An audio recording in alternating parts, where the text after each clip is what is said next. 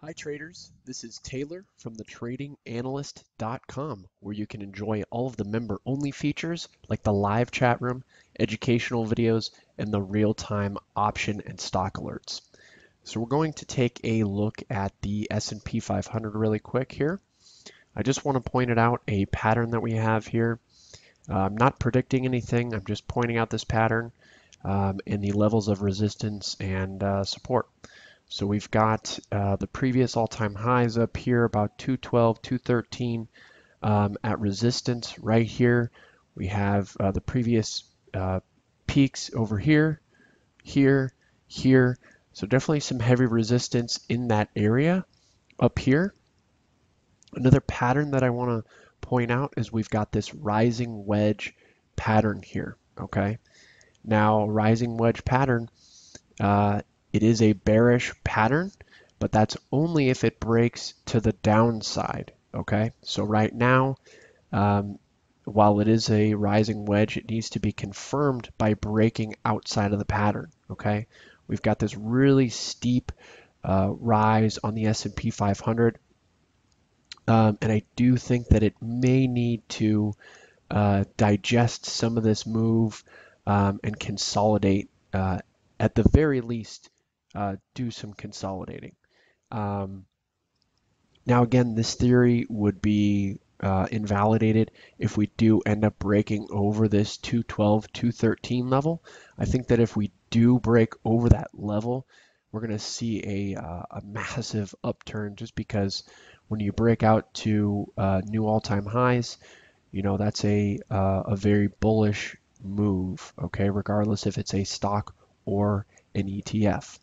Another thing that I want to point out is we've got a negative divergence on the MACD histogram.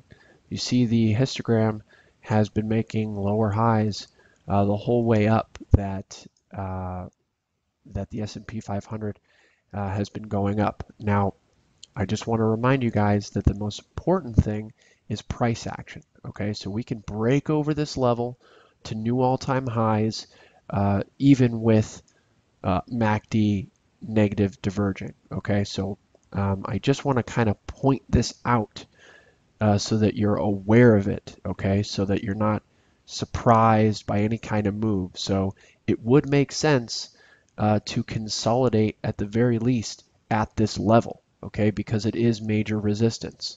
Now, could we just break right through it? I mean, yeah, definitely, because you know we've been going pretty much straight up for about a month now. So, um, but another thing that I do want to point out, just to put things in perspective, is that just now we're recovering the losses.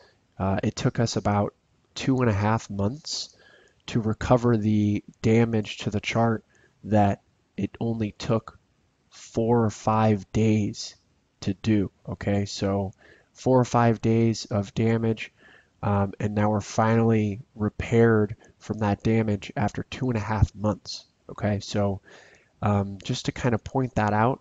So the reason I'm pointing that out is because you see how easy it was to do this damage to the chart and how hard it was to get back up to this level. Okay, so it would make sense to see some consolidation at this level because of this resistance level. This is definitely not the area to be initiating longs right here. I'm personally going to be waiting for a break above this 212 level to be initiating some new longs on the S&P 500. But right now, I definitely think we consolidate for the reasons that I previously mentioned. Okay, thanks for watching. If you found this video at all helpful, go ahead and visit us at www.thetradinganalyst.com. You can sign up tonight and start receiving alerts tomorrow. We'll see you over there.